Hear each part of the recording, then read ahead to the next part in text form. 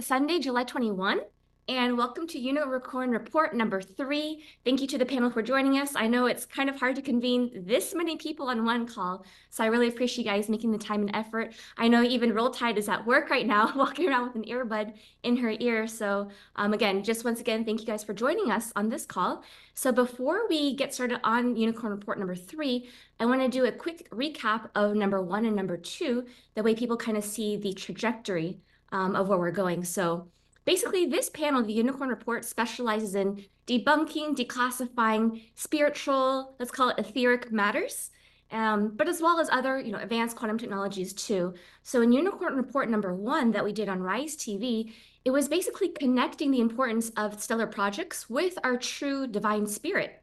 And so we're showing bridges and the connections between quantum technologies, repairing our DNA, and also how they bridge us into our divinity. Then on Unicorn Report number 2, which was actually the call we did right before, Nick explained how Mosaic law connects to Babylonian Talmudic law. It's basically satanic law. Yazka discussed her personal experiences when she was going undercover at a Scientology clinic. And so she also showed that Scientology is also connected to Babylonian practices and black magic. I then recapped how John Dee and his friends, they were basically the world's most renowned mathematicians, scientists, cartographers in the world, and they're also all connected to black hat magic. They're Cabal agents. Liana exposed the New Age movement. She also exposed the Ascended Masters teachings, and she explained how Satan has used these movements to hijack the spiritual realm, not the spiritual realm, but the way that people are interpreting or misinterpreting rather the spiritual realm. And then we finalized that call with Manuel, where he explained the consequences of following false light. And he explained to us the power of expanding our consciousness as opposed to the duality of just talking about ascension. So today, we're going to be following along on that theme, but discussing more about dark entities, portals, entity attachments, and how people get energetically hijacked in this spiritual war. So first and foremost, I want to turn the call over to Greg and Jaren for a quick second, because there have been a lot of rumors about, what exactly do they do? What do they practice? Why do we support what they do with Rise TV and School of Om? And so I have a couple questions for you guys. And then if the rest of the panel also wants to elaborate on any of the points or ask additional questions, then this would be the good time. But I want to kick off the call with you, Jaren, and ask you, a lot of people, when they look into cosmic human design, they're not actually looking at cosmic human design. They're looking at human design, which again would then pull up, for instance, information like Kabbalism, the Kabbalah tree of life, etc. So can you kind of briefly walk us through what is the difference between the two, and how did cosmic human design actually evolve? All right. So first of all, from my perspective, or my awareness, I should say, in the 80s, Ra Uru wasn't the only one who was coming through with that information in the field at the time. However, he's the one that became famous about it, okay, in the 1980s with human design standardly. He himself was into, and apparently was into study of things like the Kabbalah and whatnot. And I feel like there's been interjection of things that don't really fit there with that narrative. So I just wanted to point out that 22 channels of 10 centers is not the same as 36 channels of 9 centers. So with the human design system, we have 9 centers. We think about the number 9 and its importance. And we have 36 channels, which also totals the 9. But that is not the same thing as 22 channels of 10 centers, which is more conventional Kabbalah type stuff. So it's not there. So there's stuff inserted to try to promote a narrative. And I can't explain for someone else, but it's been there. I came across human design in 2011, intentionally, not knowing that it existed, but intentionally wanting to be part of something that was of higher mind, higher math, higher, relative physics of this realm. At the time, calling it more advanced numerology or astrology, which is, by the way, astrology is very ancient, prior to many of the stories and manipulations. Nonetheless, that's how I got there. And then leading to your actual question, I just wanted to bring that part up, Emily. Next is, in 2018 is when I fully got to the point, after doing a lot of work within human design, including in corporate and national call back then, years and years ago, when it was just an audio. But nonetheless, I realized it was wrong. I realized in the sense that the system itself isn't at all, but the data being put into the system to compute who you really are and your true self and your true coding, your true self through the avatar is misinterpreted or misled because of false astrology, the 12 sign astrology, tropical astrology that most people modern day follow, as well as many other forms of astrology. There are many, many, many, many forms of astrology. And the basic gist is there's not 12 constellations of 30 degrees each. That's how it's represented in tropical. There's 360 degrees in a circle. Hey, there's that 369 again. There's 360 degrees in a circle, and in that there are 12 constellations of 30 degrees each.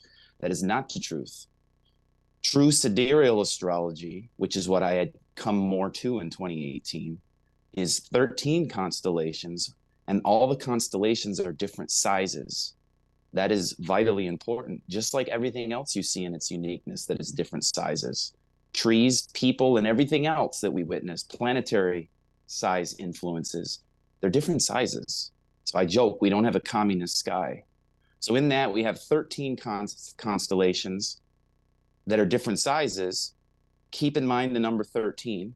I still speak to people of this day that don't have a number 13 room in their apartment, or they don't have it in the elevator, or they put extra, emphasis on it nonetheless, because 13's been given this rap when really it's very divine and very important for the quantum to the physics of this realm in regards to transformation. So 13 is very divine, even though it's been put as not. You have the 13 constellations, the correct sizes, and then finally the precession, which is basically there is a rotation in the sky every 72 years where you have to rotate it a degree. That's the math. 1 degree every 72 years. There is a rotation. Tropical astrology doesn't show this. So what they're looking at is a past sky. What true sidereal astrology is doing is looking at the present day sky, what's actually present, and what you would see if you looked into the sky, along with the correct sizes and the 13 constellations. So to finish up, that's the background behind what then led me to say, wait a minute, where is the human design in itself incredibly advanced and pure, with true sidereal astrology being part of its calculations so that we can see our true authentic selves, or at least our true authentic selves as immortal beings through this avatar experience and this game of limitation we have of being human. And that's what came about. Eventually, 2 years later, when I discovered it didn't exist, I just put intention out for a year and was allowing that process to come and just wished to see it. Then I ended up being at its original, blueprint, calculation of the algorithm with Richard and all that story. So then in 2020, what did Jaron do finally? I took a year where I didn't even want to push it. I didn't even want to go there yet because I had broken away from human design for a little while, and I wanted to feel and process things for a while and then explore the math over and over, explore my connection points with myself and other people using the true system. And then finally, Greg and I and Richard started to push it out there in 2021 before, of course, meeting Emily and the whole QSI family in 2022. And finally, for all of you out there, I still didn't push it at that point. Emily had me on for a call way back in the beginning.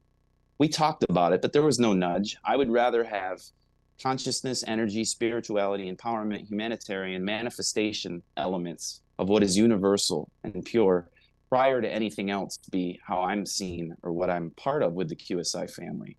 But it did come around naturally and organically and by design, just like School of Own did. Okay. But it did, last year to kind of accelerate. And obviously Emily and, the field of QSI chose to look into it and go there and implement it. And I couldn't imagine a greater place to have this awareness of self that is truly helping many, many people out there, as long as we're not being limited by it and looking at everything literally or in a, subjective way. And we can get a perspective objectively and feel what things are for us and feel the meanings and look at it in the quantum or the whole way of what is your uniqueness, your cosmic human design. Love it. Thank you, Jaron. And I have one more quick question for you, and then I want to move on to Greg. I have a question for you as well. So Jaron, I guess the follow-up question would be, you and I in the past have talked about how when you're looking at the some of the books, when you're doing the interpretations of what the gates mean, you mentioned that a lot of them have not necessarily negative words, but that the resonance or the light, the frequency is not there in some of the words. And so you've talked about how in the future you plan to transmute some of this and shine more light on the description of the gates and even the gate names themselves. Can you walk us through a little bit of that process? Well, that's a great question. Yeah, there's a few things. Well, there's a lot, but a few big ones, right? They call the heart the ego. No, that's a spell. Heart is not ego centered. Heart equals will and value and ambition, but not ego. Other things like the martyr complex should be called explorer or experiencer. I'm just giving a few glances at certain words in the system, including the genes or DNA codons or gates, gene keys themselves that have a lot of spells, which is, I'm glad you reminded me, Emily, because I wanted to mention that the other big name in human design, the biggest name connected to it is Richard Rudd, a different Richard, but Richard Rudd, who's also brought out the gene keys. And he studied and actually worked along with Ra way back. And I have an issue with him too, because I see certain pushes and certain narratives. And the gene keys is another version of the I Ching. That's what it is. And it has its gifts, it has its values. That's why I use the resource, because it does in the three frequencies of each DNA. There is a truth, there is a shadow and a repressive, reactive element to the shadows. However, the words are, to me, somewhat negative and at certain times kind of make you more complacent and in the sense of just let everything happen and don't be proactive for yourself from the inside out. And so I have a lot of issues with that, even though there's a lot of value there. So what we do is different resources, multiple resources around the same data point, looking at things, as much as we can from different tool perspectives as well as different people's perspectives to look at what things mean. Because if you just look at one word and you just take it at face value, you don't actually see what it is. And any spiritual being that is ascending ought to be able to do that and feel through things and observe things and be able to even look at light and dark and not run from it and not automatically assume stuff and to gain your own perspective. And yes, we do need to do that. And that is part of the plan in the long run. Right now, I've just been trying to help as many people that choose to want to participate and, see themselves as I can, because I'm more of a talker, as everyone knows here. I'm a simple coach. I'm a simple talker. Not as much of the other stuff. I do my best to manifest other people to support and help us get the content and things out. But yes, there are many negative words. And, lastly, I want to say that the I Ching itself has had a spell put on it where they try to call it the book of changes. It is not. It is the book of transformation. And transformation is very different than change, just like the number 13 is very different than 12. And so some of these elements are out there in the mainstream of what is seen and who is recognized as the leaders in these fields, which I'm basically a heretic to, if you want to be sincere with it. But yet recognizing that there is no more advanced system in the world that I've ever seen or come across personally than the cosmic human design system. Now that you have your true self being represented through the true sidereal astrological perspective that shows you your true quantum coding, which, by the way, is a 64-bit system of zeros and ones, just like technology is in the quantum to the physics or the geometry of this realm we call Earth. That's what you're seeing. You're not a robot, but what you're seeing is your avatar and the 64 bits of your masculine and feminine characteristics and the way that you function uniquely as you that no one else is. A unique self. Love it. Thank you, Jaren. So before we go to Greg's question, does anybody on the panel want to add anything real quickly? No? Quiet panel? That's a first. Okay, so let's go to Greg's question. Now, we have gotten a lot of people who they're asking things like, why does Greg use hypnosis for the call? Because hypnosis can also be used to weaponize at the same time, too. I think we all have stories about that. So what was your decision on using hypnosis for part of your coaching? Well, good morning, group. I appreciate everybody here. Nice to see a lot of past guests and fun people here. Manuel, nice to see you, man. Nick and Yazka and Ree. Did you get a haircut? It looks like you got a haircut. No, it's not where you were? Okay. I remember it being a little longer. But I appreciate everybody. And I want everybody to look right now and look into my eyes and be hypnotized. No, I think that sometimes we take things way too seriously. It's good to question things. It's good to be in the realm of self-awareness, of protecting ourselves. But I think that in life, we take things very seriously and we go too far. Um, I am a trial and error person. I've done so many different types of modalities and tried things and saw what it was like. I think it's good for us as human beings to experience life, whether it's down rabbit holes of different modalities or not. I've worked with gurus, I've worked with coaches, I've worked with mentors. They've all taught me amazing things. And some of the most, I guess, controversial people that might seem a little on the bad side, I guess you could say, they've taught me lessons as well. It's all about how you gain your perspective in life, how you protect yourself, right? So um, let's just say that you are sick of a friend because the friend's causing a lot of drama in your life. So you try to cut them out, but when you cut them out, they actually come back stronger. They're stalking you, they're in your email, they're in your text message, they're like bothering you constantly. Because you tried to cut it out, it made it worse. What you should have done is created boundaries in your life and stuck to your boundaries. It's putting a fence around your yard and saying, this is my boundary. I respect you. I appreciate some of the things you bring into my life, but there's boundaries. I don't want you stepping over into my yard. And that's just energy protection. So it's up to you as an individual to just feel it out. But you can try things. You can be in areas, and it's not going to harm you if you are actively paying attention. But most of us are very much not paying attention. And the things that you think are hypnotizing you, it's the things you're not looking at that are hypnotizing you. It's your phone. It's the things you're watching. It's the people in your life that are influencing you. It's the way you were raised, your childhood traumas looping back and forth to you. That is your hypnotizing parts of you. So sometimes it's the thing you're looking at isn't the thing that's the problem. So also keep that in mind. I enjoy some of the ideas of walk-through meditations. I do a lot of those. I do some hypnotizing type stuff. It's very light. It's not, again, with hypnotizing people, it's kind of a choice in a way. Your free will always keeps you where you want to be. So you're only going to go so far.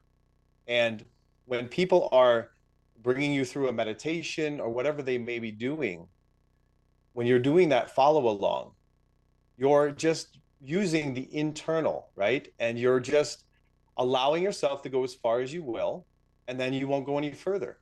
So people who go on stage and cluck like a chicken, they allowed them to do that. You said to them, I give you permission in the internal to do that.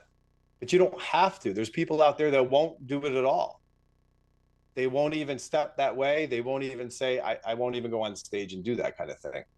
But it's up to you where you want to go with life. But I believe that you should experience things, that you should go out there and see what it's like and see what you can learn from life. That's how I learn. I learn through going to nature.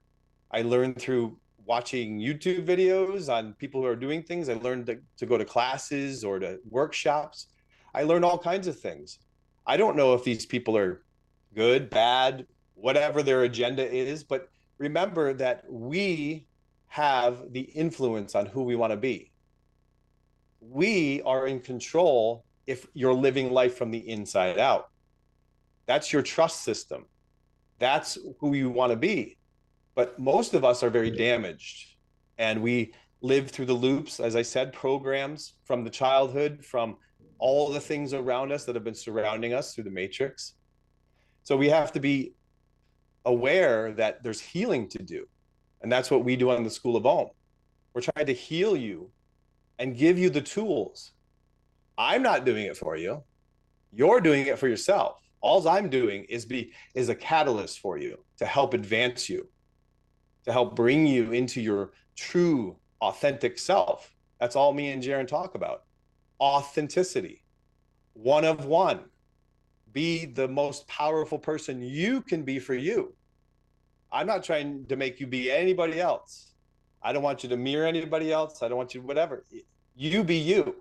So you got to find that authentic voice, which is the work to go inside out with life. Take breaths between decisions. Take a month between a decision. Take a year before you make a big decision in your life. That's your responsibility. So when we go down these, with crystals, let's say, for example, we've done a couple of crystal meditations. Crystals are just a catalyst for you. So you hold the crystal in your hand, you infuse it with your thoughts, and it helps assist you. Everything in life is an assistant, but you are in charge. It's completely what you and who you want to be. And if you are living life from the inside out, you have nothing to worry about. If you're influenced by the external all the time, then you got stuff to worry about, because you're going to get caught up in cults. You're going to get caught up in other people's way of living, and you're going to basically be a sheep. You're going to follow. You're not going to be your own leader. So we want to be our own leaders. We want to live life from the inside out, and we want to take charge of who we are. And you can go anywhere now. You can be in the face of the devil, but you know who you are. And that's your protection. That's your boundary. So I love to do all kinds of modalities. Obviously, over a 2+ year period, every single week I brought you something different. So I just am creating things. I'm coming up with things. I'm, figuring out what would be the best for the group to kind of bring a new wave of something that maybe one of you or a bunch of you, one thing clicks inside to help you along your journey. And that's all my mission is for School of Om and the things I do. So does that answer your question, Emily? Yes, thank you, Greg. And you kind of hit on 2 upcoming topics we'll be talking about, so I don't want to get into those just quite yet, but I do want to add that I think everybody on the panel, I think most people in life have experienced to a certain degree, maybe some more than others, exactly what you're talking about in terms of trial and error, experimentation, because all of us are here because we're looking for the truth. And obviously, none of us knew what the truth was. That's why we're on this journey. We're always getting, hopefully, 1 step closer or 2 steps closer to that ultimate truth. And so part of this experimentation is we don't really know what we know until we start to investigate. And then we see, does it resonate or not resonate? Do the facts support what they're actually talking about? Or is it kind of, a little bit similar to what Jaren was experiencing with human design, right? The Kabbalah human design, not the cosmic one. Because what's happening is we're seeing this trend of the Cabal, and they look at whatever's a popular movement.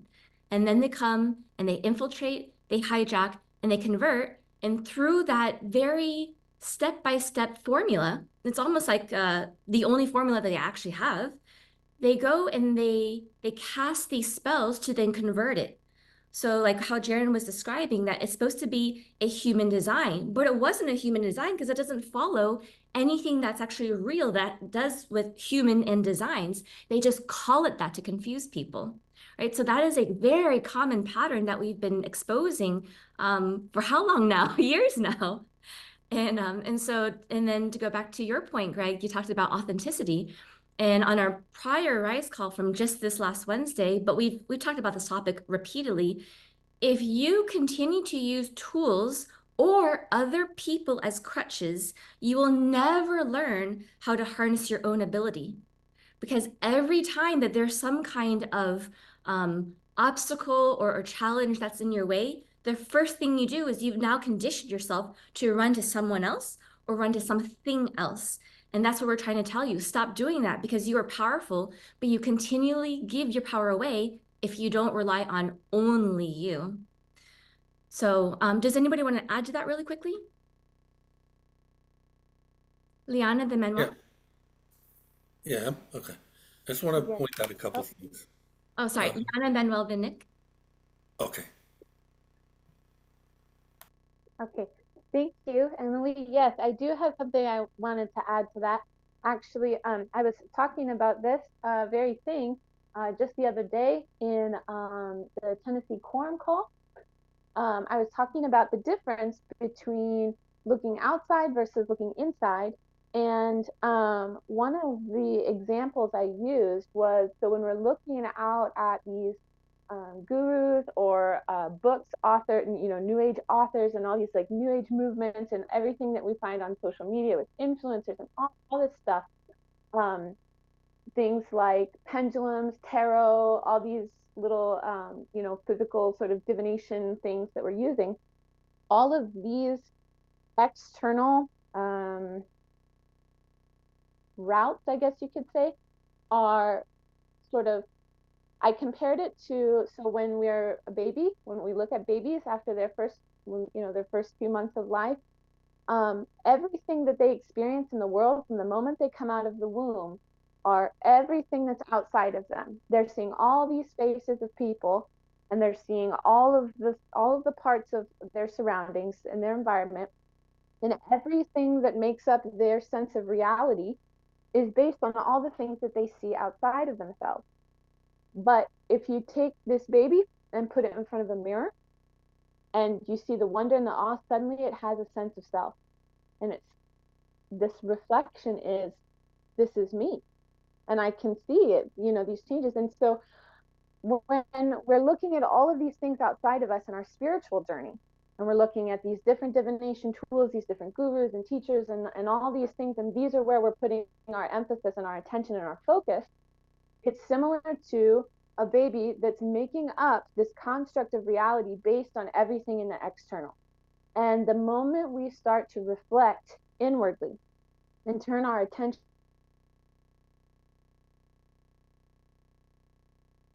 Oh, I think she froze. Okay, so while we wait for Liana to get back, Manuel, do you want to go? It's so beautiful how she froze because she's touching her heart. And I think that, yeah, there she is, you see.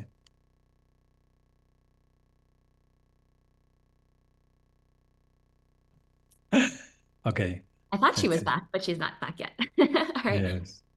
Manuel, So, yeah, so something, the fact that Greg is using some technique doesn't mean that it's bad. Okay, Daniel is back. Let's see. Daniele, do you want to continue? Froze a couple of times. Yes, that's funny You're back. because nothing froze for me at all. So that's funny. Excuse me. But yes, I think you said I was touching my heart. So I'm going to assume I was talking about when we turn our reflection inward.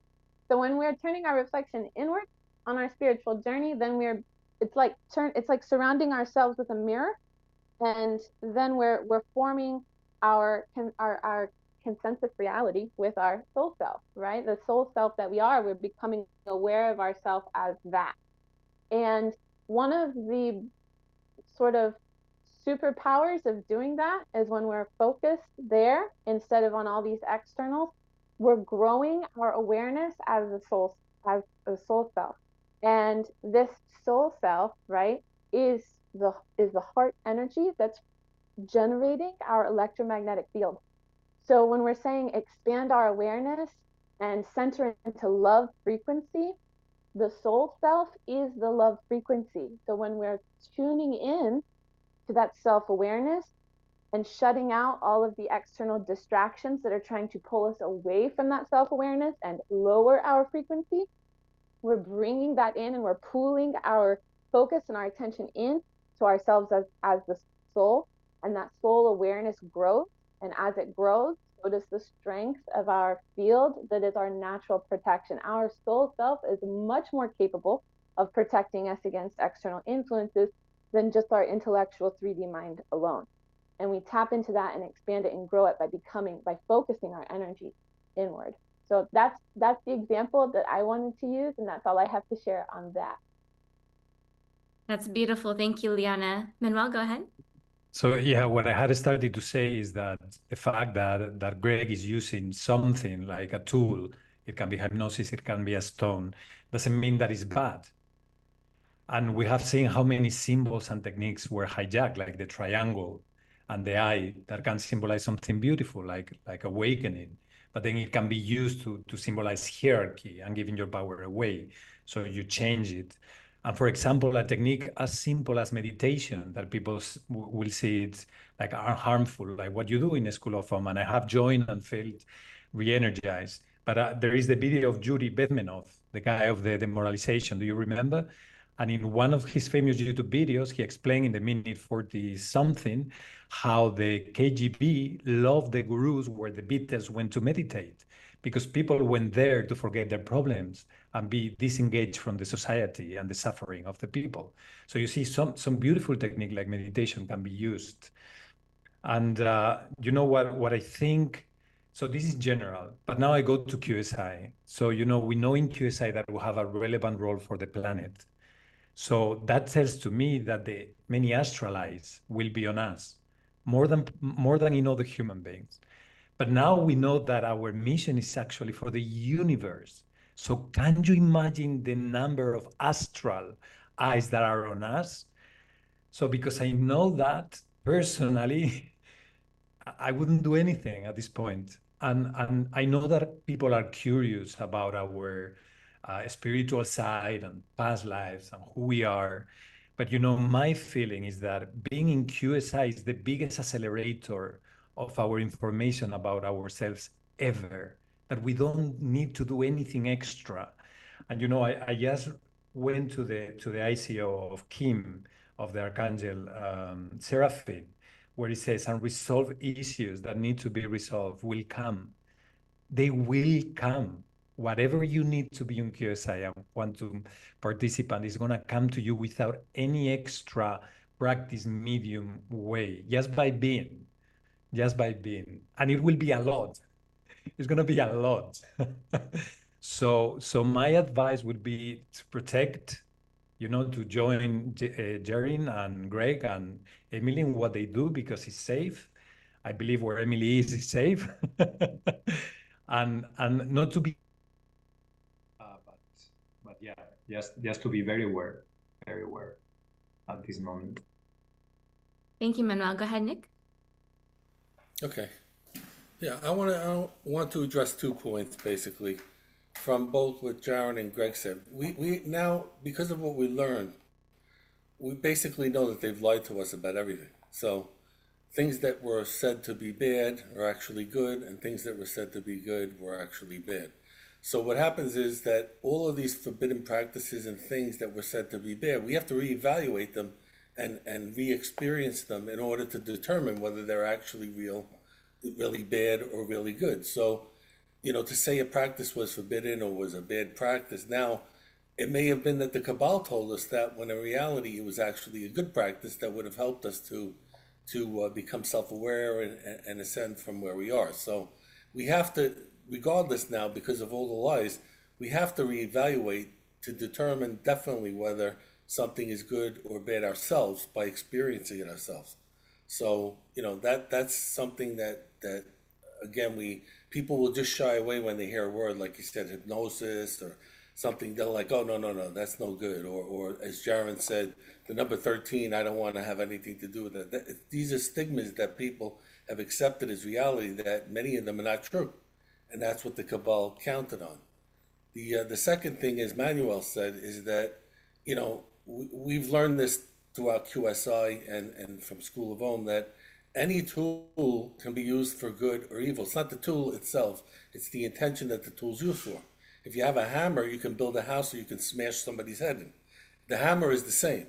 The intention with the tool is totally different. So, you want to look at from the standpoint of saying, well, hypnosis, why are you using that? It's not the hypnosis itself, it's the way it's being used that you want to determine as to whether or not are they good intentions or are they nefarious intentions. And in terms of what Leanna said in looking inside, we've learned through QSI, and I'm sure everybody would agree, that our senses of picking up what we call the cockroaches versus the non-cockroaches has definitely gotten much better. We've enhanced that ability where, in a minute, honestly, I could see, one comment that person makes, I can immediately, and I'm not patting myself on the back, but I can tell right away whether somebody has a good intention or a bad intention because of all the things that we've experienced through QSI. So, when we go through these experiences like hypnosis or meditation or cosmic human design, we instinctively know in looking inside ourselves whether it's something that resonates with us or doesn't resonate with us. And in terms of cosmic human design, having experienced it myself, as you know, many times personally, I instinctively know that it's extremely accurate and in terms of the describing the design itself is really scarily correct. And at the same time, I don't sense any negative intentions from either Greg or Jaron, which I would sense immediately because I have a meter, we call it a BS meter, that you would be able to tell if somebody's trying to pull the wool over your eyes or not. So, and the same thing with School of all the techniques that we do on there, some might resonate with some might not resonate. Everybody has different things that, different modalities that affect them. Somebody might like meditation, and they really are attracted to that. Somebody else might like hypnosis, or as Jaron does, the writing and visualization. So you have to have different techniques in order to be able to reach all the different people, because everybody's different and they have different things that are attracted to them. But we have to take this from the premise that we were lied to about everything. So we have to now reevaluate. We have to reevaluate everything in order to determine whether or not it's good or bad. So I think we have to take the stigmas away that we've had in the past and really kind of re-experience everything in order to know if something's good or bad. And as I said, on both facets of cosmic human design as well as the School of I see no nefarious intentions. I see only people that are trying to help us become more self-aware and a better version of ourselves. Thank you, Nick. Yeah, go ahead, Greg.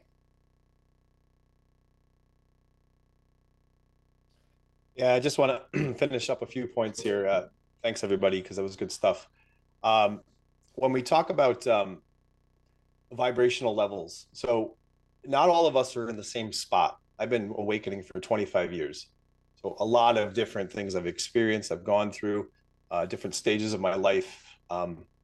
And there are people, great people in QSI that practice some of these things. So we have to be careful not to divide either. We have to be careful that intention is a very big one. If the intention is there to be genuine and loving, it doesn't matter what you're using. If you're emitting the amazing frequency of loving and wanting to heal, then it will do what it needs to do.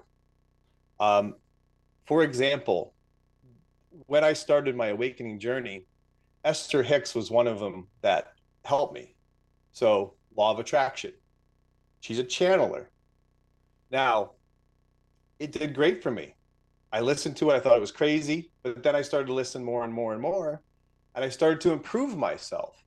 I started to make affirmations. I started to make goals, but I outgrew it. I outgrew it over time, maybe a 5-year time period. But it was a wonderful gift for me for a while. So all of these things can be gifts for us for a while. If we outgrow them, just make sure that you are watching your potential and seeing where you can go next.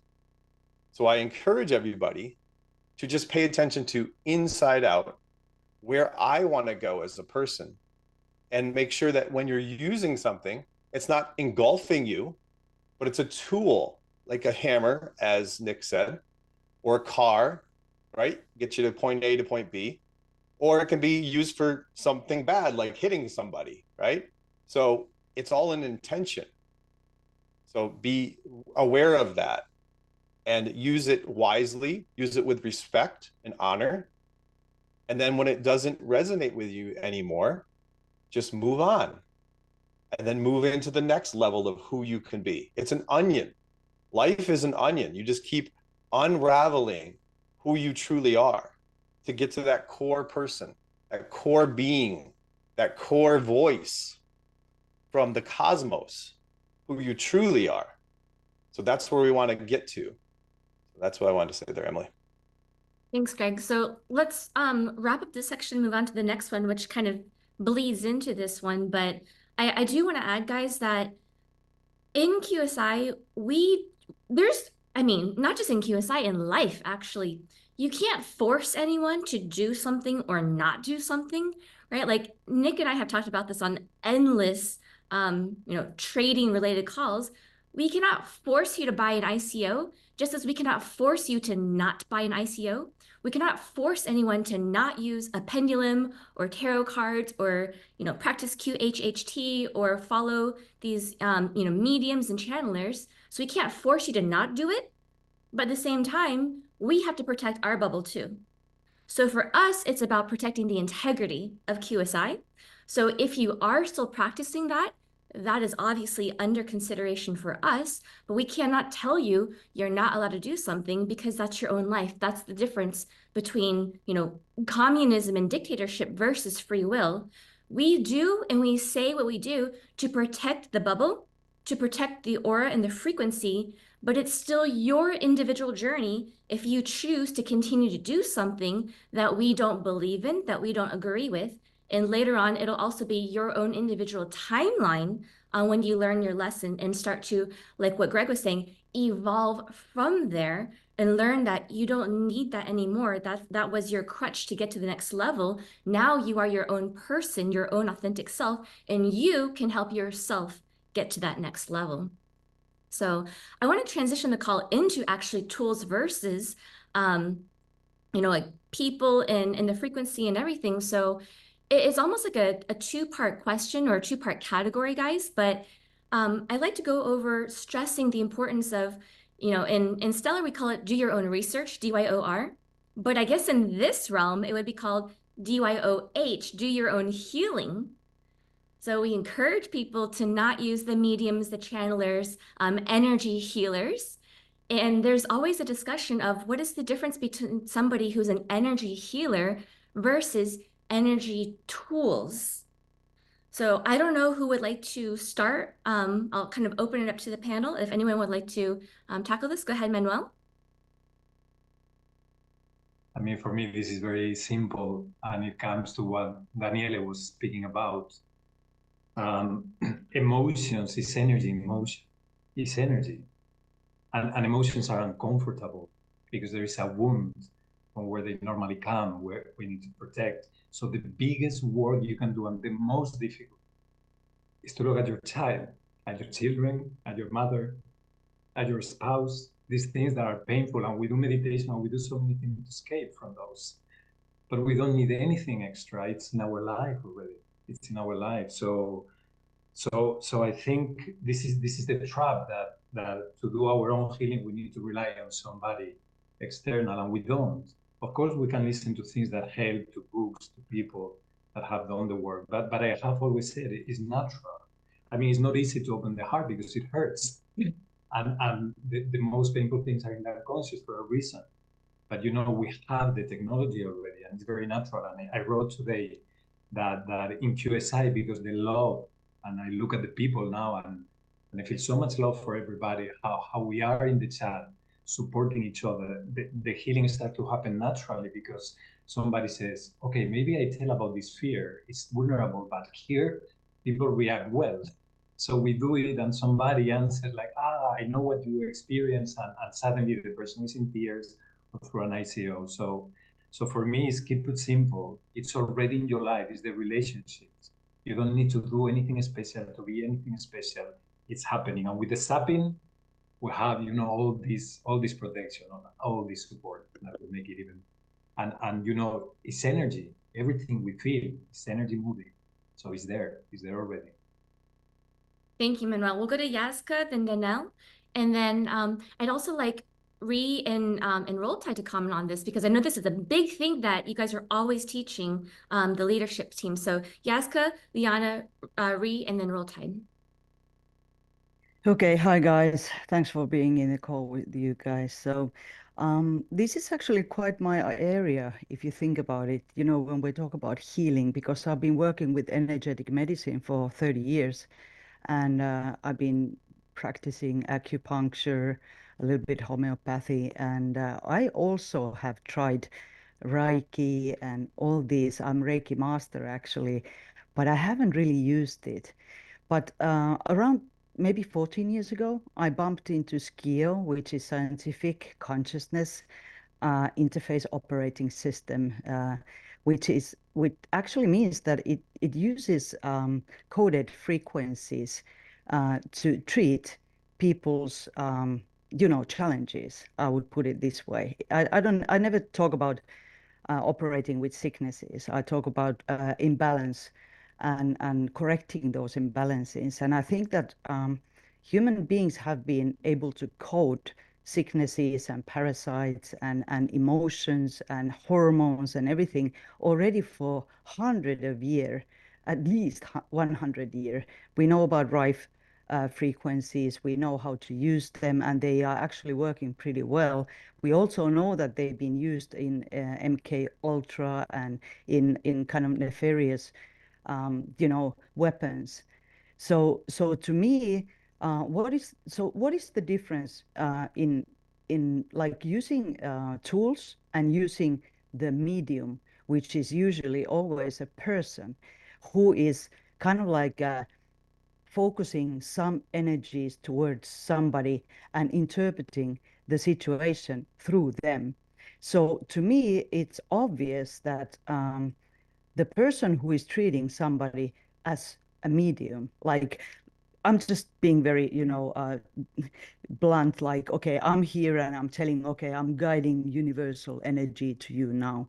So how do we really know what is the position of the medium and how well are they? What are their intentions? Are they there? Is the ego ruling them? Are they trying to achieve something which is not beneficial to the person who is being treated?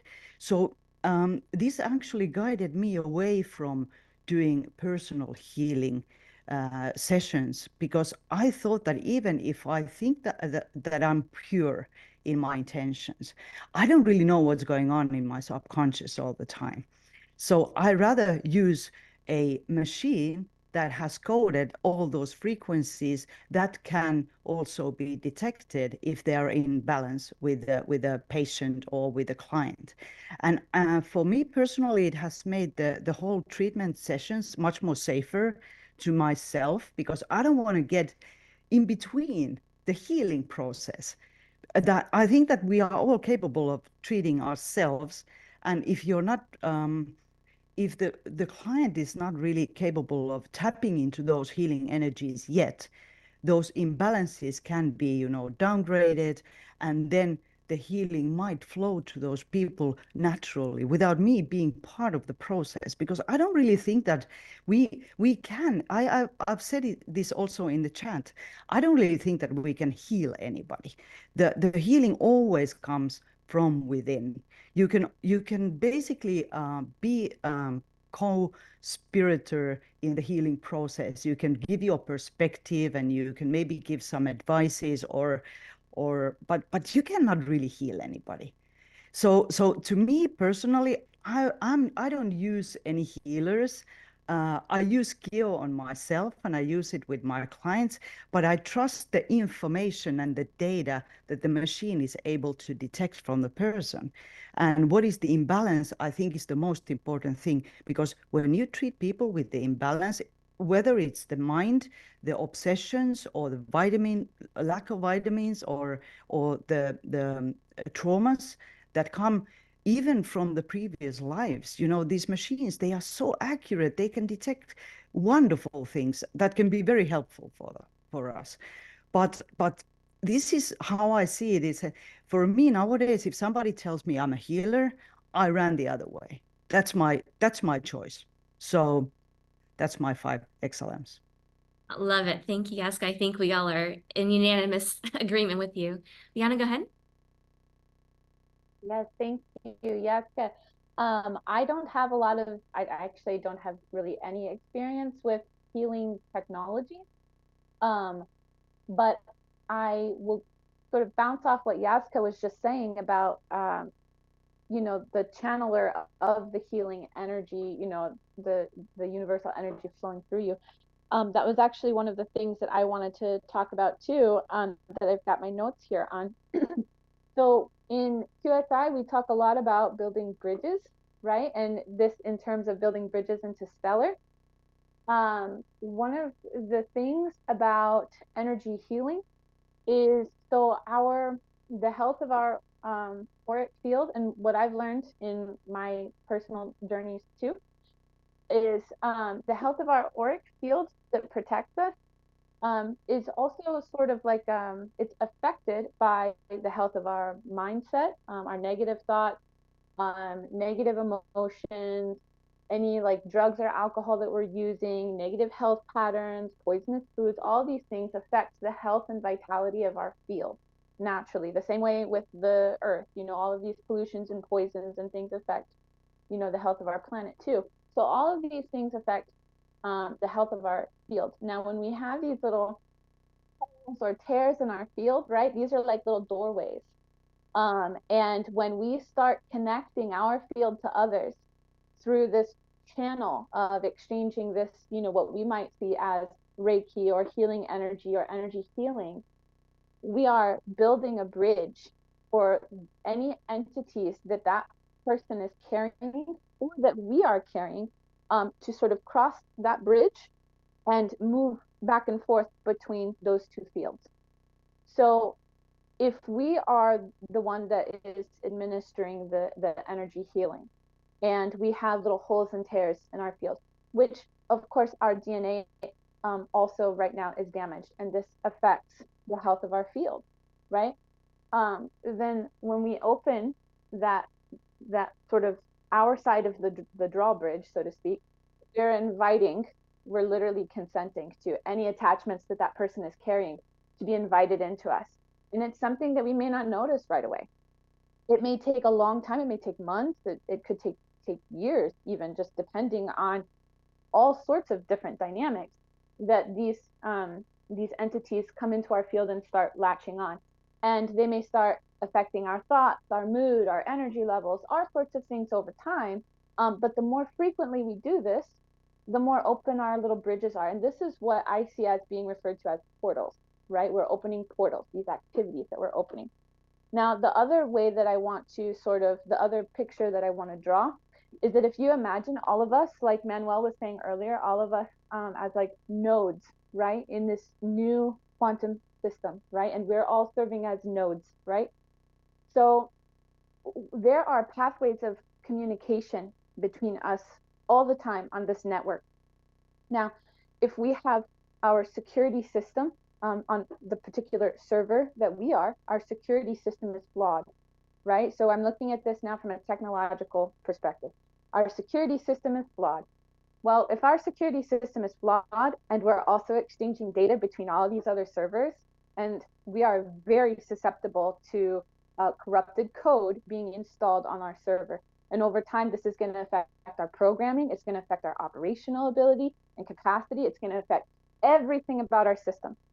Now, if we are vigilant, right, and we recognize that our security system right now is a little flawed, we're going to be a lot more proactive about maintaining the operational security of our system before we start exchanging this data and energy with just anybody, right? Because right now, in the realm that we live in, there's a lot of corrupted code being passed around all over the place, okay? And the most important thing for us right now is to maintain our operational security without necessarily just being open to every little thing that comes our way, right? So pay attention to ourselves, pay attention to the health of our mind, our body, our emotions, everything. All of this are little parts that make up our security system. And until our security system is fully upgraded to quantum security, like the whole system we're building out, we're quite susceptible to a lot of things. So it's just important to stay aware of. And those are the little pictures that I had for that particular example. I freaking love that. Thank you. All right, let's go to Ree and then Roll Tide. Okay, so I'm going to take a slightly different route with this because I don't know much about the energy healing side, but personal healing is what I'm going to be talking about because a lot of us I know have gone through some personal trauma in our lives. And so some of them, a lot of the leaders here, do not really recognize that they are going through trauma, right? So a lot of the behaviors that they're lashing out or saying they're not really self-aware. And so when I tell people, well, you can't really help anyone unless you fix yourself. Because how can you give someone advice, or how can you help someone if there's there's still something wrong with you? That you still need to fix yourself internally. And so a lot of the leaders right now, and not only the ones that we work with directly, but just leaders as QSI community, many are still going through trauma, still in that victim mode and saying, woe is me, and not realizing that, okay, I need to do some self-healing and being more aware. So I always feel like it's time, like what Manuel said, time and relationship is what's going to help. And it's not going to be an overnight thing. It's going to take a long time to heal yourself and to become a better person. That's so true. Really quickly before Roll Tide goes, I think so many people think that a lot of this is instant, right? The instant mentality. If I start today, I can just fix myself tomorrow or by the end of the week. And so I don't have to do it just now. But I don't know about you guys. For me, that journey started about 14 years ago, and I didn't even see a lot of traction until 10 years later. So most of my growth has happened only in the last 4 years. That's why you need to start yesterday, because who knows how long it's going to take you to get to where you are. And I don't think any of us are fully where we need to go. That's why it's an ongoing journey. So obviously, the sooner you start, the better you are positioned for. So let's go to Roll Tide. Oh, sorry, Ree, do you want to add?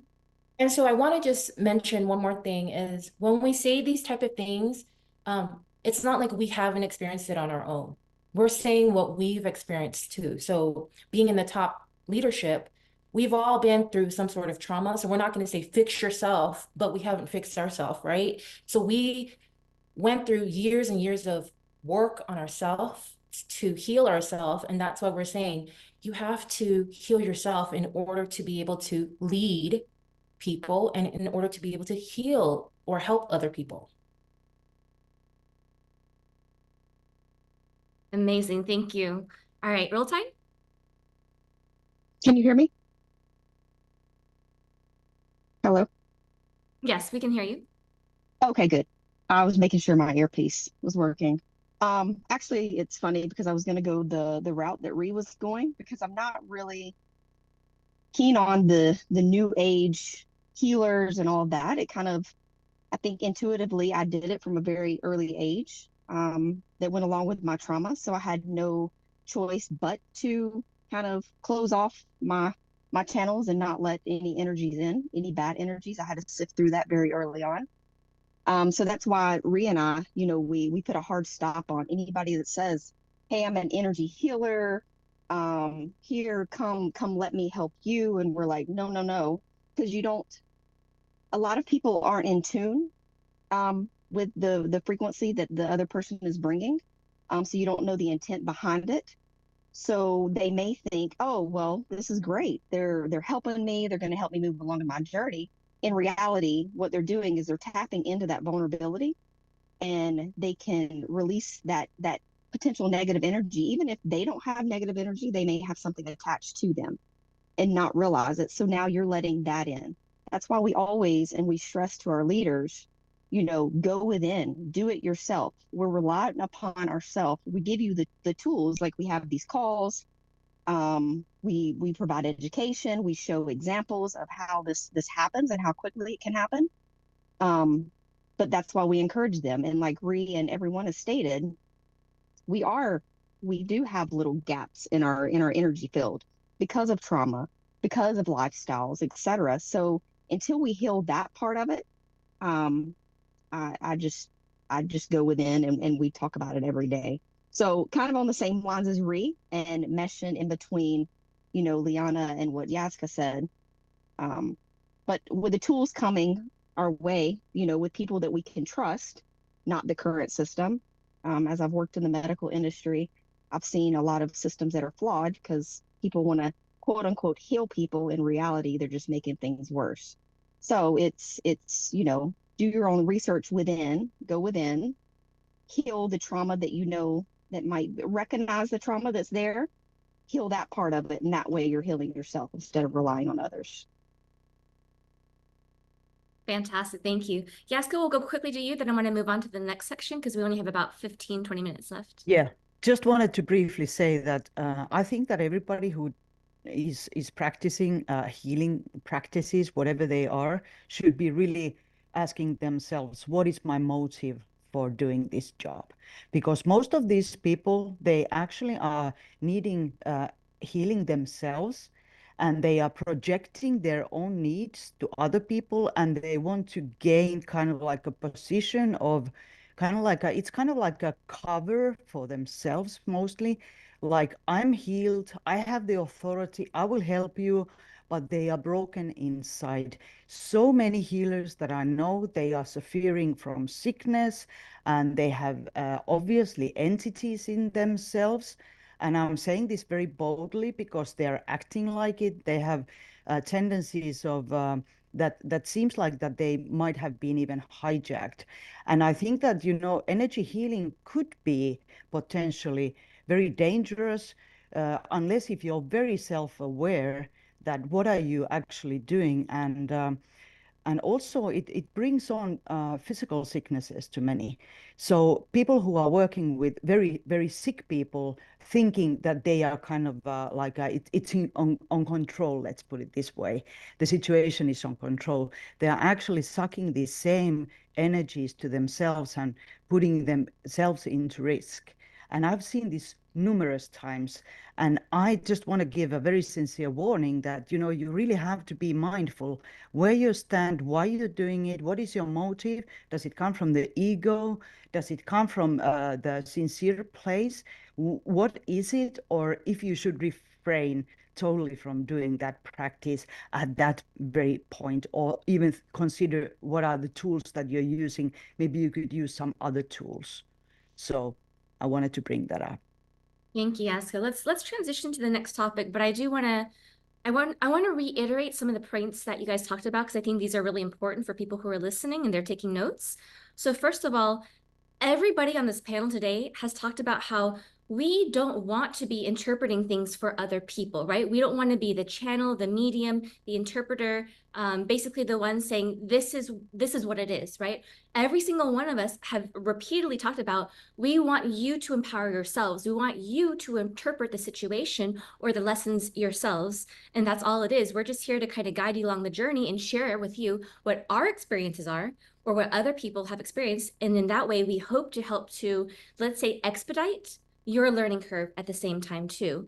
And if I go back to what Yaska was mentioning a second ago, guys, we had just in the last, I think it was 2 months or so, we had a big discussion in the chat about the EES system in Jason Shirka, and how we were able to prove beyond a shadow of a doubt that that is actually cabal technology, even though they disguise themselves as a healing center and they have them all over the world and they're partnering with the Patriot movement to push this stuff out. Right, so that's a great example of how even though people are saying it's healing, it's actually not. It's cabal technology being pushed. Another great example of actually a closer example of what Yaska was referring to is an old admin of ours who we banned because we found out that she is also Kabbalistic. It's actually 2 different ones. One is Miriam, and the other one is Colette Freiberg, which I think many people remember these names from 2021 and 2022.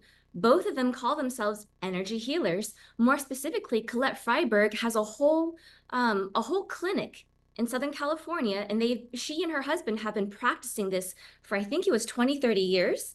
And so they have the Skio machine, they have the Tesla, the Rifes, the Spookies, like they have, the whole battery of technologies, and yet they're still cabal. So they bring you in for the healing treatment, they know what your weak points are, and then they manipulate you on the back end. That's why it's not just about the technology, it's really about the people that you're aligning yourselves with, the influences, right? Like how Greg talked earlier about how sometimes it's not the thing that's hypnotizing you, it's the people that's hypnotizing you. So that's really important to know. And that's one of the big reasons why, we as QSI, not like people who can dictate anything in your personal life, we ask people, avoid the tarot, avoid the pendulum, avoid, the channelers and the mediums. We can't control it. It's still your own free will if you want to do this. But look, guys, we are at the end of July. We only have a few more months for QP qualification. I know pretty much everybody wants to be QP qualified, but some of this stuff will take you out of that race. Okay, so that means you are also of your own free will doing this to yourself.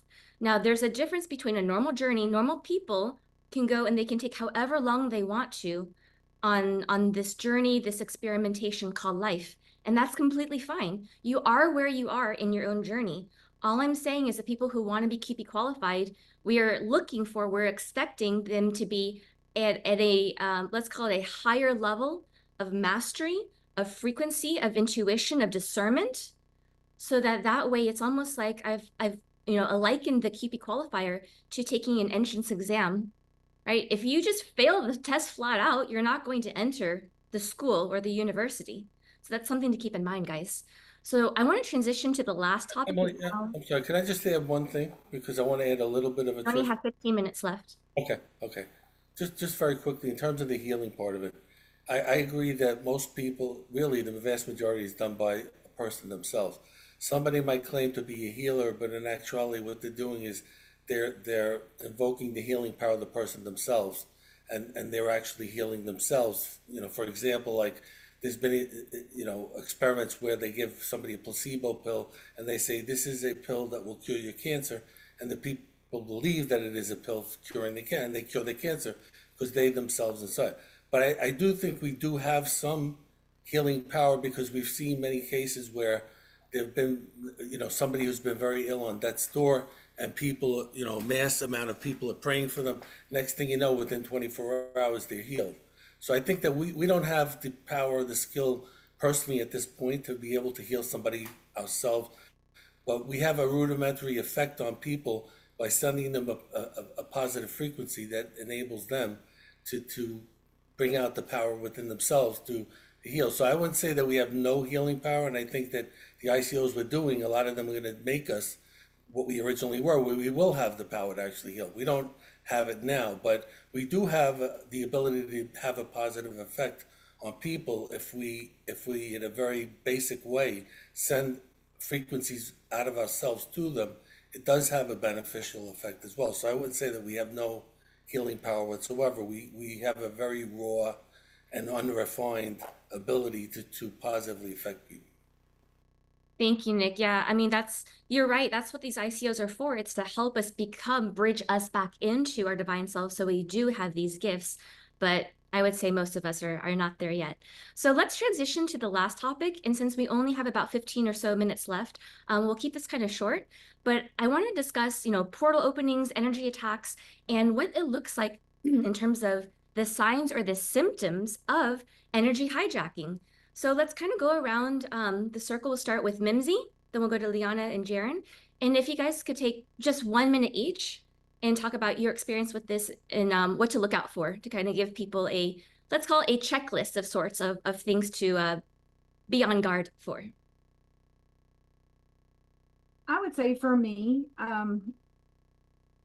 recognizing your own self, your own emotions. I feel like when you are under energetic attack, you are experiencing crying, like illogical thoughts, self-hate, like different things like that you are really creating doubt, creating it's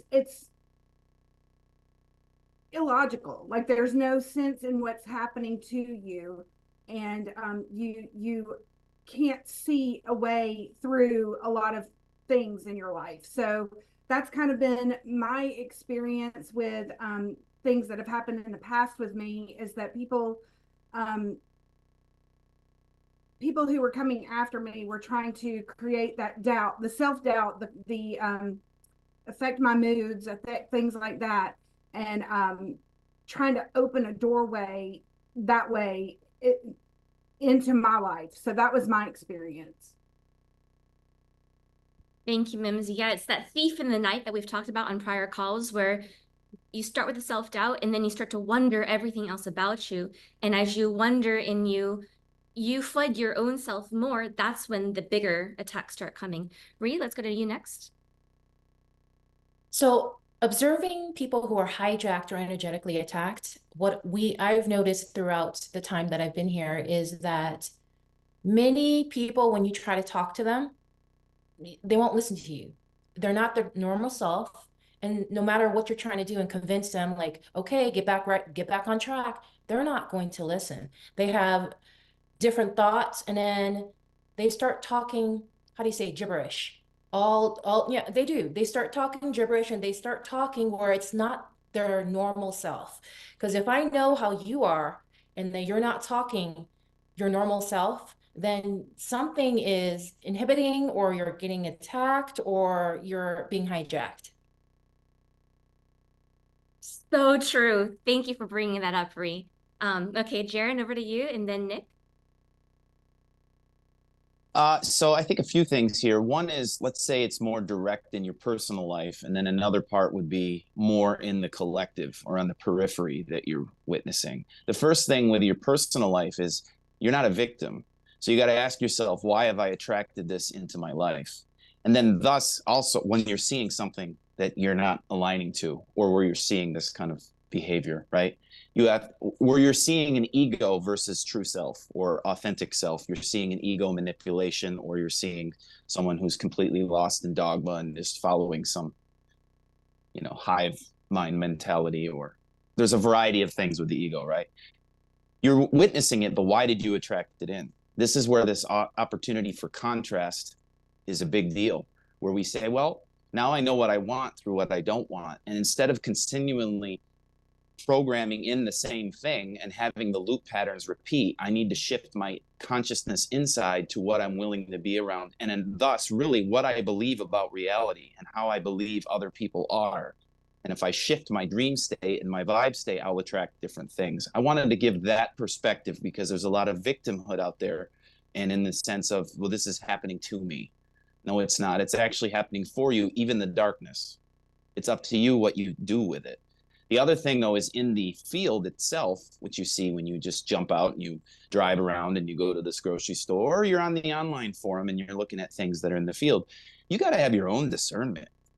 You got to have your own trust in your own intuition and your own ability to feel. We've talked about the elevated consciousness of us in ascension, of becoming feeling, leading to thinking, and being able to feel, being able to listen to your gut instinct and listen to your discernment about what is right and wrong for you.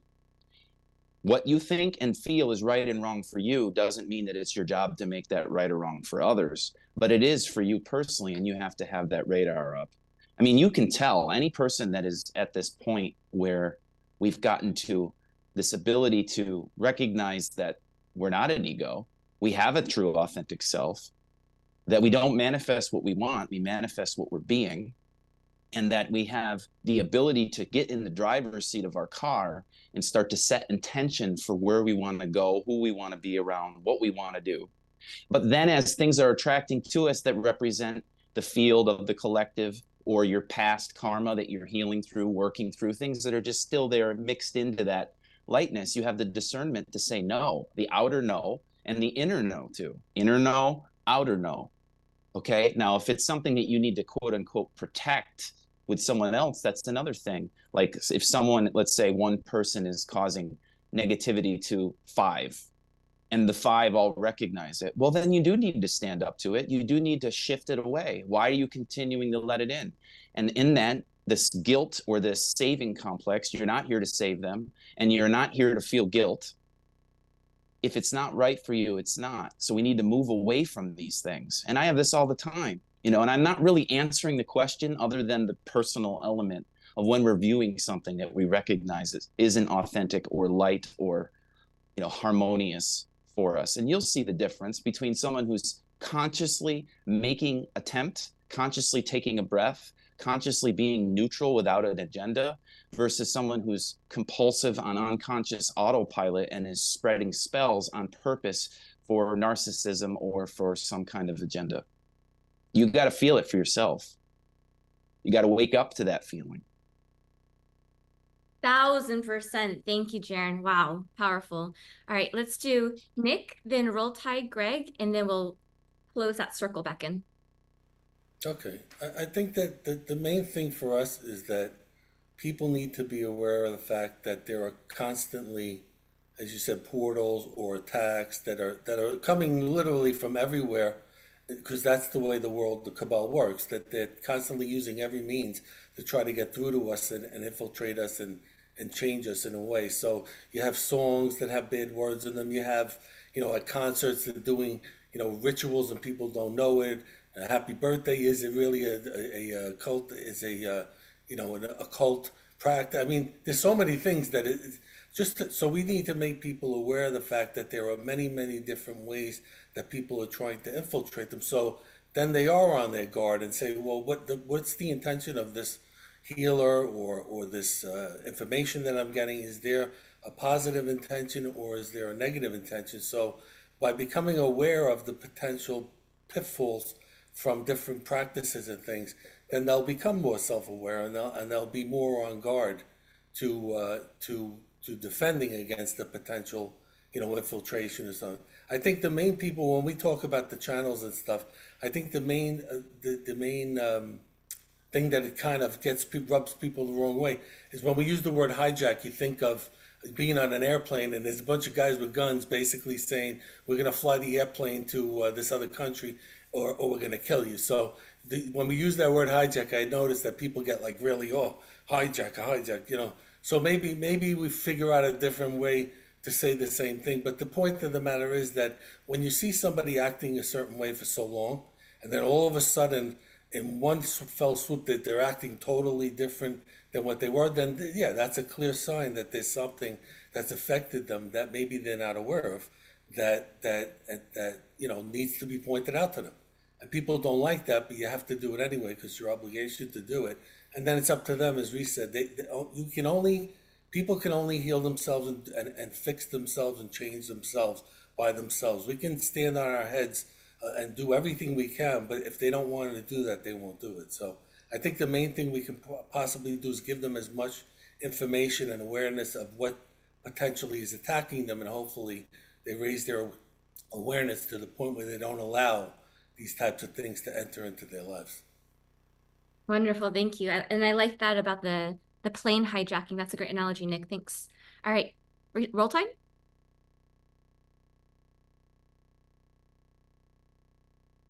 Nicole, are you still there? Or are you working?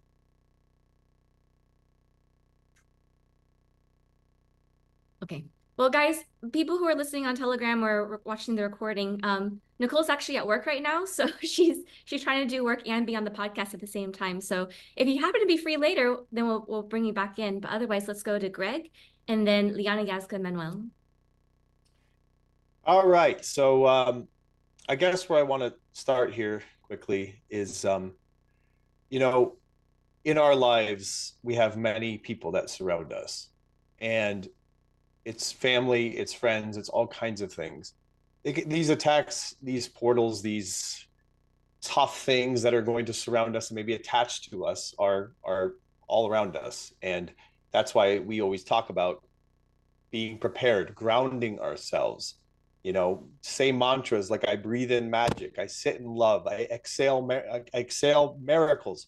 Really get yourself ready to go out and interact, right? Be one with self and understand that you are protecting yourself. I have an example of, for years, I would go and visit my mother, and her energy is very chaotic. Nothing evil about the woman. She's always been really awesome, but I would leave exhausted. I was exhausted from that. I was just tired and felt like I was getting sick. And I started to realize the pattern. I was like, wow, this is happening every time I go visit mom.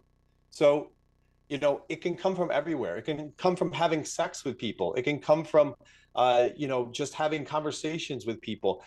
It's everywhere around us. And we just have to be aware of that. It is all over the place. And we are our own worst enemies a lot of times. The way we speak to ourselves, the way we treat ourselves, we tell ourselves lies all the time. I'm going to the gym. I'm going to make it happen this week. And then it doesn't. What does that do to your inside? What does that do to the trust mechanism of self? So just, it's everywhere. So we just have to be aware that when we feel exhausted by something, whether it's another person or ourselves, our own self-talk, that we're doing something in the field that is not enhancing our abilities. We're actually toxifying ourselves with shame, with guilt, with many things. And remember, anxiety is the theft of our dreams. So anxiety, we are riddled with it in the flight, fight, and freeze mechanism of our brain. So we have to work on that, work on our anxieties, work on becoming open, but also strong. So soft and strong, yoga teaches. Soft and strong at the same time, right? We're soft, but we're also very strong inside. We're very strong-willed. We know who we are, and that's how we protect ourselves. But if you're feeling exhausted around certain people, certain situations, check it. Check yourself. And it's probably to do with your own mechanism of healing, and then you can go back into that situation and be fine. But it's going to start with you probably. So that's what I have to say. That's really good stuff. Thank you, Greg. Appreciate that. All right, Liana. All right, you guys hear me? Okay, good. So I am gonna kind of bounce a little bit off of what Mimsy was sharing. And just all right, I kind of want to focus on what it might feel like in our own minds when we're experiencing some kind of like infiltration or hijacking or anything, energy attacks or anything. So what Mimsy was talking about earlier is that, you know, people will start to feel or think illogically. And to go kind of hand in hand with that is if we are practicing self-awareness, we may recognize when we get into stressful situations, our first reaction is either, you know, fight, flight, or freeze, right? Fight, flight, or freeze, that sort of adrenaline response, right?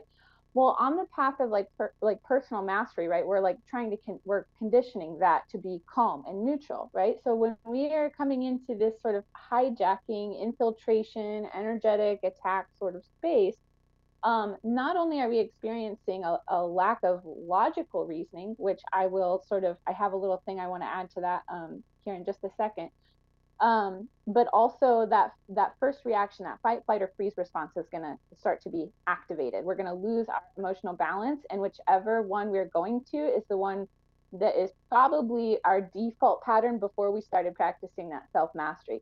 So we're going to see that we maybe have a desire to fight and to be obstinate, or we have a desire to run away, or we just sort of freeze and we don't know what to do. We're either isolating ourselves or fighting or just lost. The whole bit about logical reasoning is that if we can discern the difference between logic and rational thought, rationalization, that also is going to help us to be more mindful and patrol our own thoughts easier too. And so I just have a couple little bits on that. I was sort of researching a difference between logical thought and rationalization, because I feel like this is really going to help a lot of us when we're being more mindful of our thinking processes, especially as we get more and more into D class and how we're responding to D class. So if you have a pen and paper, you can take notes. I'll try to make it very quick because I know we're short on time. Logical thought, the difference between the two, logical thought uses inductive and deductive reasoning, which is we're learning inductive right now through a lot of what we're learning here in QSI. Rationalization, inductive and deductive reasoning also has to do with pattern recognition and collecting evidence, right? Provable evidence. Rationalization, this thinking pattern is based on analysis and evaluation of data. So it doesn't matter what data it is. It doesn't matter if it's data that makes a pattern. It doesn't matter if it's a one-time thing. We're evaluating what it is that we're seeing in the moment. Excuse me. Logical thought relies, as I said, on evidence and not emotion. It is objective, not subjective. Rationalization considers emotions, personal experience, and anecdotal evidence. It rationalizes, when we are coming to our answers through the process of rationalization, we're taking subjective evidence, emotional evidence, personal experience, anecdotal evidence, which is basically hearsay from other people, and we're using that as the basis of our argument or our thought or our belief system. When we're relying on logic, which again, Q is constantly telling us to think logically, okay, we're being objective and we're relying on provable evidence and pattern recognition. Not just pattern recognition, but consistency of that pattern recognition. Rationalization, when we're collecting evidence through this process, as I said, this evidence can be an isolated event or it can be variable. But when you're using rationalization, you're not looking for patterns and you're not looking for consistency. So it's a very chaotic way of coming to a conclusion, which is the final difference between logic and rationalization. Logic aims to use all of this objective reasoning, evidence, pattern recognition, inductive methodology to come to truth, right? And rationalization is simply trying to come to a conclusion, which are two very different things. Conclusion doesn't have to be true, but true, you can't argue with it. So when we're patrolling our own thought and our own belief systems, as long as we stay aware, we will start to recognize when we're shifting from logic into rationalization. Because when we start shifting into rationalizing, then we start shifting into emotions and emotional thinking, and then we get further and further and further off the track. And that leads to full infiltration, full hijacking, because now we're not using any logic processes whatsoever, and we have been compromised. Wow, that is a masterclass in itself. I don't want to get into too much detail on this call because that's going to be part of a future D class. So let's move on to Yazka and then Manuel, and then we'll close out the call. Okie dokie. So you get the sugar manual. I tried to give something in between, and many thoughts have arise during this call, and I was thinking that I think that there is some similarity about the personal traits, what we call narcissism, and being hijacked. If you really start thinking about how people are behaving when they are called narcissistic, it reminds me a lot about entities and how they are, what is their focus in life. And I remember when in the Eastern, maybe you remember when we had the VE, and VE was when there were like a huge hijack of people, and the effect was that so many flooded just because they weren't using your logical reasoning. They were just doing rationalization of happenings that were not true, but they were trying to explain what was happening. And this is why you lost these people, because you lose them in the process because they don't really know what they should be looking for as what is happening here. And I think that the most telling is the personal behavior. And I was just listing few of the items that I think that I want to just share with the audience. And one is you start having dark thoughts. That's usually the first sign of having a little bit entities playing with your emotions and circling around you, and you become a little bit argumentative, and you see the ego rising. Like Jaren, you were talking about the ego. We all have an ego. When it's healthy, it knows also when there is a logic in the situation. The ego doesn't try to take over the argument. And then, of course, there is the focusing on the negative. And it's usually so that you're basically trying to find all the negative things about everything. You're not satisfied with anything. You're just trying to create this space where you're unhappy with whatever things happening. Then there is one thing, which is the secretiveness. When people are starting to operate behind your back, you know that there is something going on. So it could be just a conspiracy, but mostly there are entities because they don't want others to see. They don't want the healthy people to see what they're doing behind your back. So that's what happened to individuals. They start, playing behind your back. And this is exactly what happened in VE. And the thing is that I could actually energetically feel that. Maybe Emily remembers.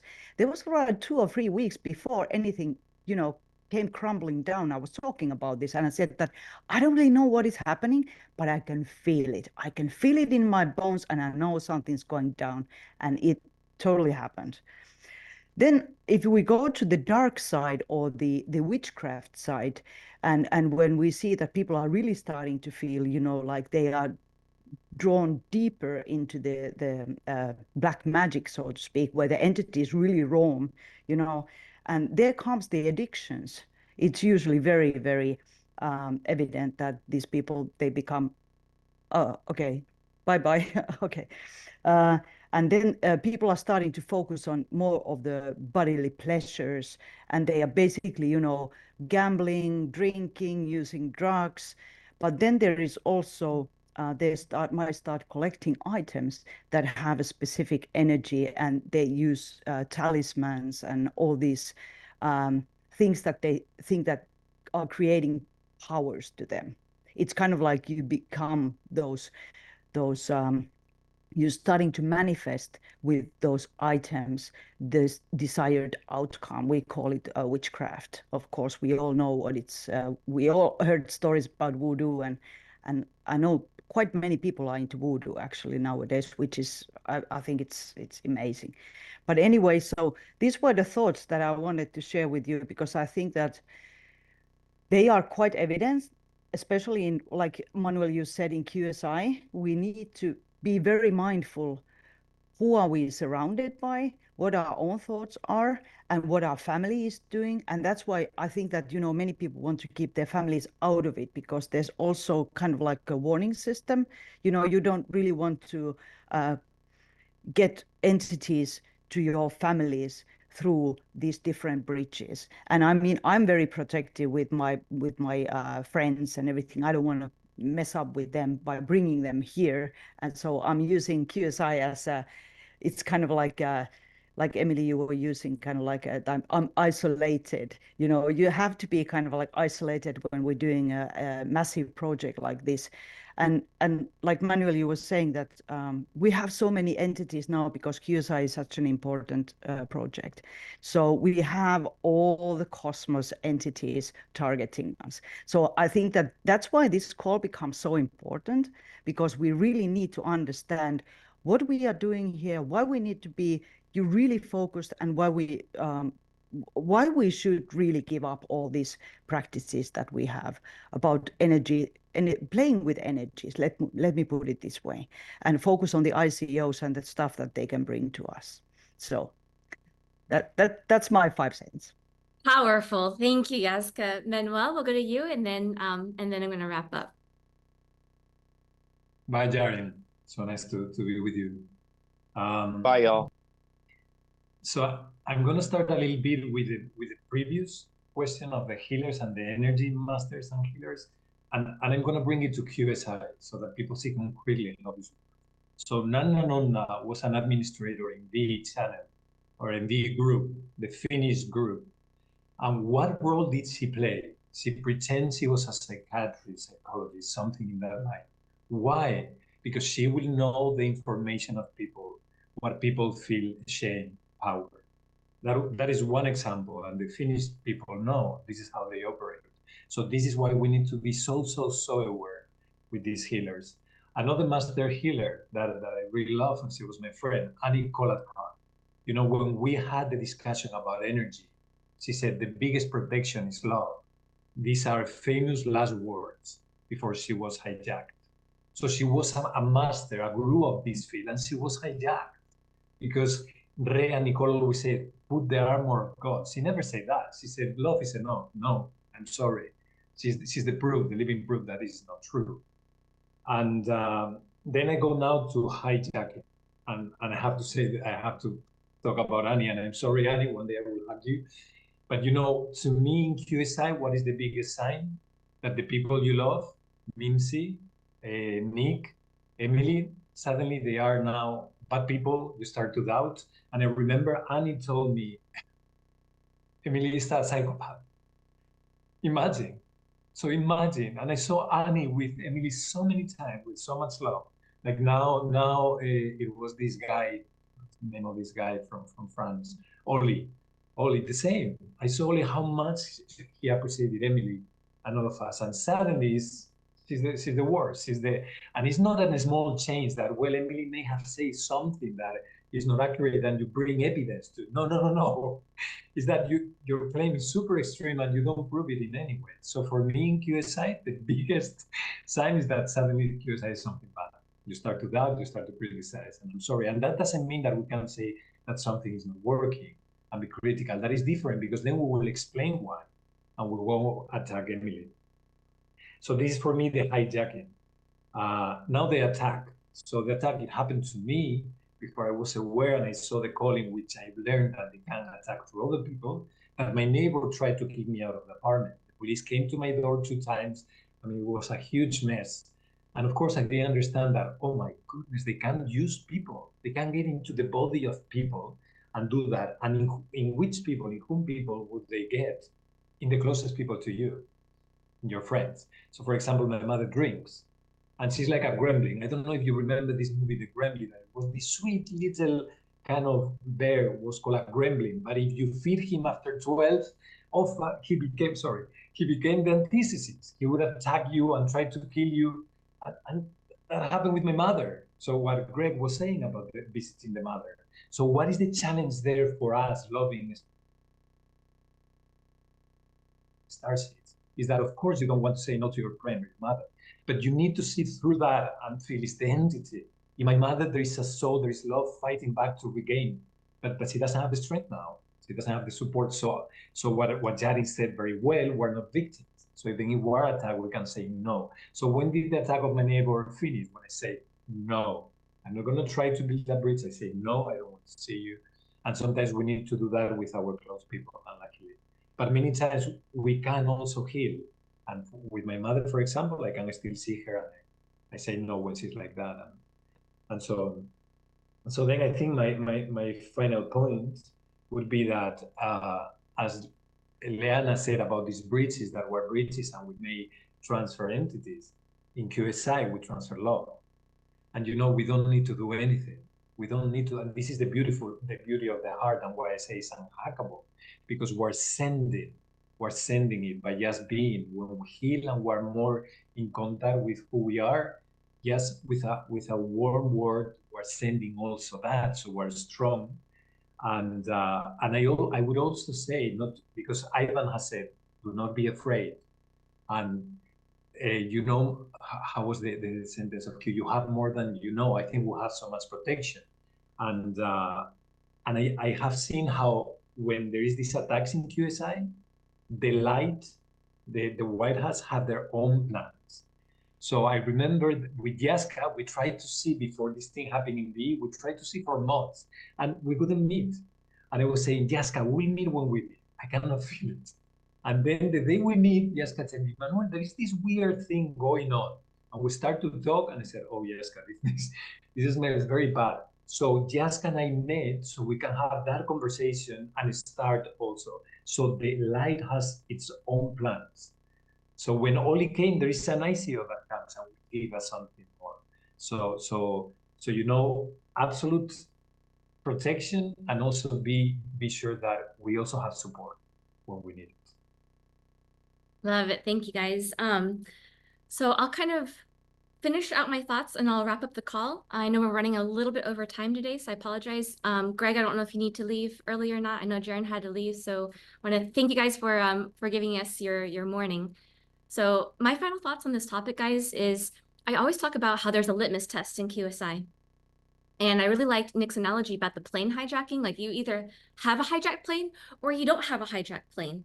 But I want to draw the analogy further, because one thing that, in Roll Tide and I have talked about this kind of behind the scenes, I'm kind of now pushing this to the front of the scene, is when people are hijacked, that yes is like a yes or a no. But what people are not seeing is all the little baby steps in between, right? So if we take that plane analogy, when you take control of the plane and you have, let's say, the pilot under gun, then yeah, that's a hijacking. But there are signs before that. There's the shadiness at the airport, boarding onto the plane. Are they bringing, suspicious bags on there? Do they have certain kinds of weapons? They can't bring, guns and bullets anymore, but are they gathering, plastic forks and knives? Are they being shifty, essentially?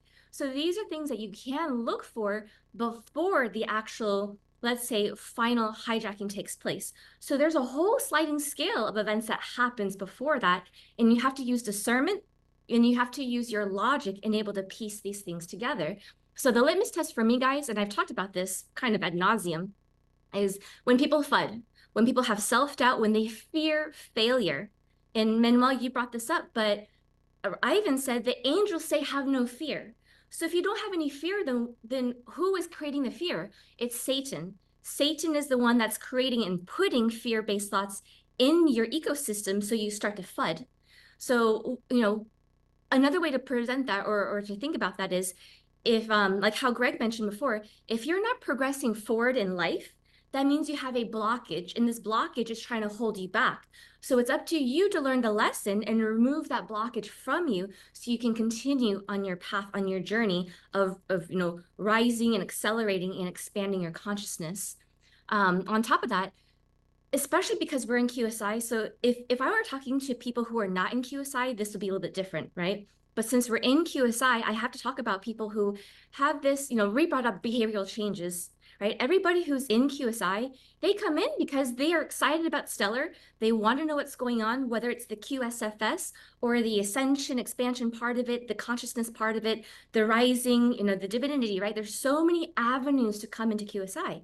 However, after a while, if we start to see behavioral changes where suddenly they're not so interested anymore, they don't really want to learn about this, or they start to disagree with the developers who are, most of them are on the freaking Q team and they work with the creator and the galactics and the archangels.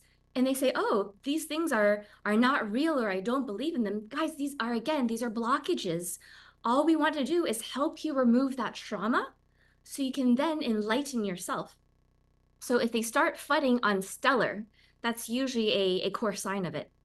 And that goes, straight into when you lead with, actions and words that don't make sense. That's something that Liana, you talked in detail quite a bit about. But it also goes to, it's almost like they're immune to reasoning. That's kind of the ultimate, right? So Ree mentioned in the beginning, they might talk gibberish. Things don't really make sense for you. We saw a classic example of this with Whip. He wasn't like this, a year and a half ago, but over time it became more and more clown worthy, more popcorn worthy, more gibberish. And now he's immune to reasoning. No, or not even now, this was already a year ago. You cannot even speak reason to him. You cannot give him facts or evidence. He is completely unable of actually processing any of it, right? So guys, again, a whole spectrum of different kinds of symptoms. Also, let's see. So if I go back to logic versus reason, Liana also touched upon this as well, but there's actual facts and there are assumptions. And what happens is a lot of times people conflate the two. And they think that assumptions are the facts, but in fact, evidence and proof, guys, I hate to be the one that, says this out loud. I think you guys should understand this already, but evidence and proof is only as good as the investigator's ability to validate the evidence and proof. Otherwise, you get false proof, made up proof, which again was exactly what happened with the VE situation. And when that is found out, which it's always discovered, that's where the hammer falls. So I want to remind everybody, and you guys on the panel have done a great job with this as well. I think most people they know, they have an awareness that you have to protect your own bubble, your space. But, Jaren talked about periphery. And periphery, Manuel, you mentioned this as well. This is really where we, as a collective, have been lacking. And this is really where I want to shore up our guard in terms of teaching the greater QSI community. Because what they do is not only are they, and when I say they, I mean the cabal, the dark entities, they are attacking you, but simultaneously, they are attacking your entire circle of influence, whoever they can identify. So if it's people within QSI, they start to attack your bubble. If it's people in, let's call it real life, like your blood family, your friend, your close friends, they start to attack them if they can identify them. That's why security has always been and always will be an ongoing concern for us. And then the last part is distractions. So I've made, posts in the chat, but not so much on the main channel about distractions. And one of the biggest things is, when I talk to the developers, it's not a loyalty to a person, it's a loyalty to a higher cause. And I'm going to borrow, some concepts that Leanna and I have been talking about in the background because we have, big D classes coming up. But when you're loyal to a person, that means you're attached to the emotions of that person. But if you're loyal to a cause, then it's like, let's take the Q movement as the example, or the stellar movement. If we were attached and loyal to WHIP, all of us would have fudded out. I myself got there back in 2022. The cabal put so much doubt in my head. I was sitting there for a couple months thinking, wow, what am I doing? Have I done everything wrong? And it took me many months to get over this fear. And I had to go back and recheck all my work, fact check, get the evidence, right? Use logic, not just jump to the assumption. And when I was able to rework everything, that's when I said, oh, okay, this is not it. My fear was actually a fear that was placed inside me with all the fudding that was going on, but I was able to validate the truth for what it is. And that's why I have even more conviction in what Stellar is as a whole. So, we try to remind people a lot of times the hijacking comes because they attack and they hijack your entire circle. That's how Annie was infiltrated. That's how many leaders have been infiltrated. So as long as you're aware of that, then you can start to put, more shields, not just for yourself, but for the whole community around you is what I'm trying to get at. So to wrap up this call, because I know we're a little over time, I want to make an announcement. It's going to be a little surprise, but I hope you guys are excited about the surprise. And it's actually a little baby promotion for Ree. So yeah. So many of you guys know that at the end of the year, I'm planning to hand over the reins of QSI to Ree, who's currently our COO. And I think, well, anybody who's worked with Ree knows that she's been fantastic. She puts so much heart, so much soul and passion into really making the operation of QSI flow so seamlessly that when I told her back in 2022, when she came and joined the team, I was like, I need some help because I can do the operations, but I can't do the operations and do the intel. It's too much. And so I need your help. And so Roll Tide, they both came on and they were able to just take it and run with it. And I've been so grateful for them because truly for the last, year and a half-ish, they've been running, let's say 95% of the operations. And I really only come in when, things are escalated to me, but for the most part, they've been doing just an incredible job, in my opinion. And so the people who don't know her so well would be maybe more the people in the channel. But I think everybody sees her as this warrior ninja, right? Kind of hiding behind the scenes. And so, the leaders see it, we see it. And what I'm trying to get at is, in the next couple of months, because she's going to be stepping into the position of the CEO of QSI, she's going to become, the face of QSI. As I also transition over to Stellar Russia and start working with the Galactics and everything more behind the scenes. So one of the things I've been talking to with the developers about, and they have been hinting to me, so they haven't made any formal posts or announcements, but I'm kind of wink, wink hinting to you guys here right now on this call that they are going to be tying in not just the activity level of the chat in terms of, like we always say, active participation in the chat, but they're also going to be tying in the frequency of the people to the qualification of QP, which means that this is going to truly be an honor for everybody who's studying Stellar, believes in Stellar, has faith and full belief in the Stellar ecosystem, all the projects that we are bringing to light. And so what this really means is, people who are kind of catching what I'm talking about right now, and I think, guys, this is probably the majority of QSI, the active participants in channel right now. But it's going to be, what we as the leaders are doing is we really want to make sure that we grow and we expand the number of QPs who are qualified for this great honor. And so with that being said, Reese talked about this all the time. We as leaders don't do anything that we wouldn't ask anybody else to do. So beginning in August, the White Hat developers have said that they would like actually for me to step aside on the Intel portion and allow Ree to have the honor and the privilege, of teaching Stellar, driving this movement forward. So, teaching Stellar, the Intel side, the daily update side, the D-class side of it. So this is, I hope you're excited, Reed, because this is what I've been so passionate about. And I think you are, because you are a patterns person.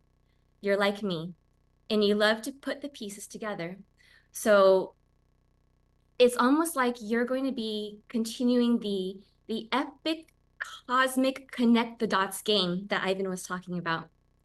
And that'll really help you to prepare for 2025 and beyond. And so, I will be here to guide. I haven't left just yet. I still have, a little bit of time with everybody. So I'll be in the background, Ree. If you need help, just let me know. But I have so much confidence in our super soldier that you will actually do a better job than I will in declassing and intel and the updates, because I know this lady is a master when it comes to research. That's how she actually came into this, because she doesn't believe anybody else. She only does her own research on everything. And so, until I leave, until the unicorns join me on our next training phase, I ask you guys, everybody on this call, on this panel today, please, assist Ree in this effort. I know you guys have enjoyed working with me. I've really, really, truly enjoyed working with you, but I hope you guys will also help to assist Ree with this.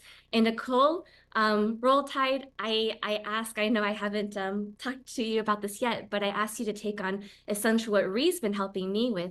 So taking on more of the operation side in order to allow Ree to have that kind of time and flexibility to start, grinding on the Stellar side of the Intel. So I think what that also means is, if I understand, some of the patterns and the strategies that Ree and Roll Tide have been doing in the background, is that the next phase of this will also look like having the alt instructors themselves, who I think are, top tier instructors. They've been doing a phenomenal job teaching so many different things, but really having themselves step up, also be teaching Stellar.